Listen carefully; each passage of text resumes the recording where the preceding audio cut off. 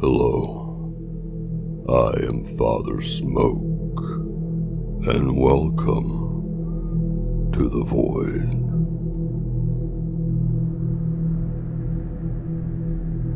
What do you picture when you think of a ghost? Is it a shadowy figure at the end of the hall, or an invisible force that throws dinner plates and furniture? Something that materializes into your worst fear? There is undoubtedly a wide range of what we consider to be ghosts. The ghosts that are responsible for the most dramatic of disturbances are usually referred to as the poltergeist. Poltergeist, German for noisy ghost, mischievous and typically violent, known to throw objects, make strange noises, start fires, torment, and cause mayhem. The violent disturbances can manifest in a home or around certain individuals or agents, and can be brought on by changes such as puberty, marriage, trauma, and stress. While there have been many cases involving the changes of adolescence, many of the classic cases of noisy ghosts throwing objects have occurred with no child present. Or perhaps mind over matter is the culprit. Could it be a spontaneous release of psychic energy that has the power to activate such dark forces, making an individual an unaware participant to their own haunting?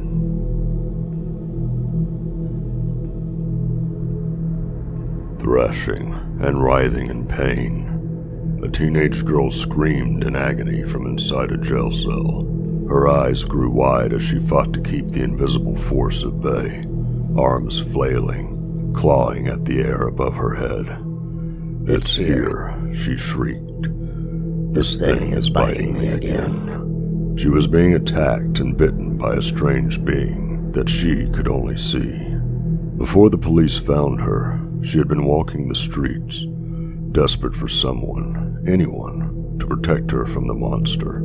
Her behavior had attracted a small crowd from a nearby bar, which cheered her on as she fought against the unseen foe. The officer guarding her cell tried to reassure her. "Nothing can get you in here. Nothing can get past these bars." But still she shrieked, "It's coming. It's going to get inside." And then, before the officer's eyes, angry red bite marks began to form on her arms and shoulders. Another bleeding wound began to form. The officer quickly opened the cell, helping her to her feet. It was as if the monster's entire mouth was wrapped around the girl's arms, biting deeply into her flesh. With the officer's assistance, they fled the cell, hurrying to find the captain, who very quickly concluded that this was beyond his expertise. A doctor and the police chief would arrive shortly after. Having already looked the girl over, the doctor was very annoyed at being called back so late. He had already diagnosed that the girl had suffered a seizure, causing her to harm herself. The other two men, however, wouldn't agree with this conclusion. If this was self-inflicted, then how did the girl bite the back of her neck? What was causing these bites? What was attacking her?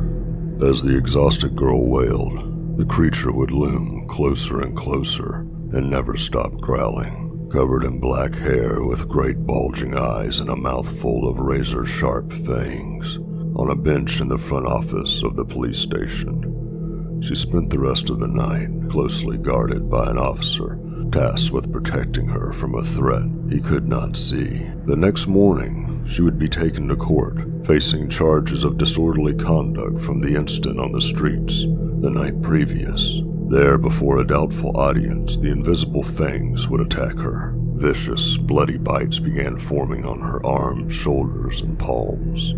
The cruel indentations that appearing before the members of the public in the audience. This was no fit of hysteria or a seizure. It was then that the doctor would then decide that this was outside his realm of physiology and medicine, and that perhaps this job was better suited for a priest. An ambulance eventually arrived, the driver believing the girl had been the victim of a brutal attack. On the way to the hospital, the girl would scream that there were now two creatures attacking her, biting her alternately. Each of them had large, wide eyes and mouths full of rows of large, sharp teeth. 2 large welts began to bloom on either side of the girl's throat in front of the doctor's terror-stricken eyes. During her 6 weeks in the hospital, the mysterious attacks became less frequent, and she eventually recovered completely.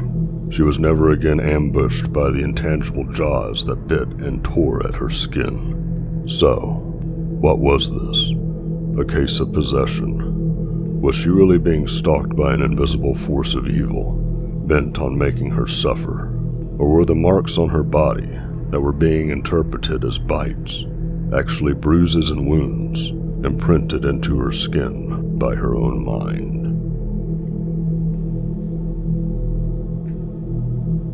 The Broward County Police had been frankly skeptical when they received a frantic call from a Miss Mary Hoyt in the summer of 1945. Hoyt claimed that someone was pelting her stucco home with stones. She said that for the past 2 weeks she and her granddaughters had been hit and bruised by the stones that seemed to come from nowhere. The 2 bemused policemen arrived to investigate the complaint and were quick to notice that the roof and sides of the home were marred from the impact of the rocks. Piles and piles of rocks littering the yard. The amusement that they had at their arrival was quickly replaced with genuine concern. Then, as the officers would begin to speak with Miss Hoyt, stones began pelting the roof violently. Miss Hoyt insisted it had been this way since dawn. The officers began to investigate, questioning neighbors and more directly, their children, but the officers would conclude no involvement. Whatever had been throwing the rocks was reacting to the presence of the officers very negatively, launching more stones with malicious force at Miss Hoyt and her grandchildren. Whenever they would leave their home, stones from a cloudless sky were hurled upon them. No stone was visible until it hit its mark, seemingly coming from nowhere, but with enough force to damage Miss Hoyt's home and bruise her skin. Then late, one fall evening, as Miss Hoyt spoke to one of the officers in her garden, exhausted, and with no explanation for any of this. The stones had been falling day and night for weeks, with no end to the madness in sight. Miss Hoyt on the brink of collapse. A huge stone, roughly the size of a football, suddenly crashed into the ground and narrowly missed their feet, bringing with it a sudden and very unexpected silence. The large stone being a final farewell, as it would be the last to fall, leaving just as mysteriously as they had arrived. The Parkers of Newport, Rhode Island, had to call the ghost Jerry because their 4-year-old son kept asking about the column of white, vibrating light.